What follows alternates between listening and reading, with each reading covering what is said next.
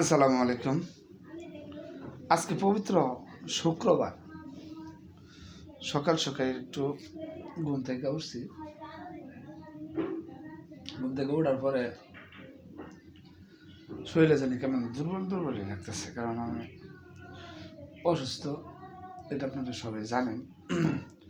দুর্বল দুর্বল লাগার পরেও বললাম যে একটু তাহলে নামাজটা যেহেতু পড়ছি তাহলে একটু হাঁটি। ওমা, হাঁটতে গেছি, এখন বেশি মানে আমার পাও আঙ্গে না। কতক্ষণ হাঁটার পরে বাসায় আসলাম। এখন বাসায় আসা দেখি যে আমার জন্য ওই চা জাল দিতেছে, কারণ সকালে চা খাওয়ার এটা আমার একটু পুরানো দিনের অভ্যাস। অন্য কিছু খাই বা না খাই, এই চাটা খাওয়ার চেষ্টা করি। মা, চা অর্ধেক খাইছি, চা অর্ধেক খাওয়ার পরে আমার এনে দিছে যে ফ্রেশ দুধ 1 গ্লাস বানায় কি করুন, খাইলাম। খাইয়া হইয়া বইছি, বয়ার পরে একটা বেল এনে দিছি। ও মা, আজকে একেবারে ভালোবাসা একেবারে উতলাই পড়তেছে। যে পুরা বেলটাই কিন্তু যে খাইছি, আর বেলটাই এত মজা হয়েছে, এত মজা, এত স্বাদ। এর আগে যত বেল খাইছি, একই গাছের বেল খাইছি, এতটা মজা লাগে না। আজকে যতটা মজা লাগছে বেলটা, তারপরে তো এখন পর্যন্ত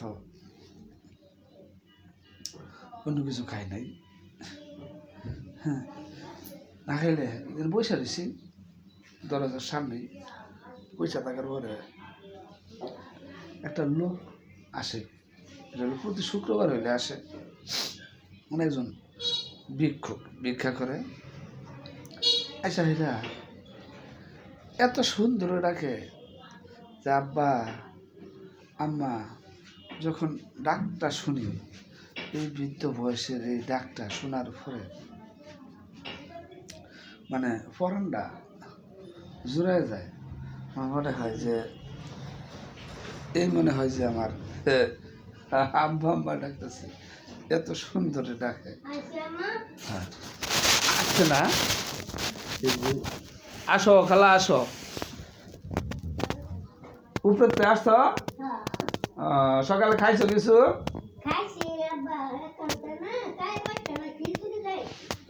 খিচুড়ি খাই আসছো?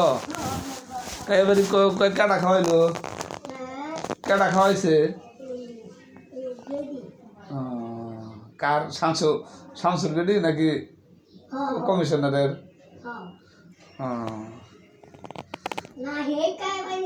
হ্যাঁ, ও রুশদ কায়বারি।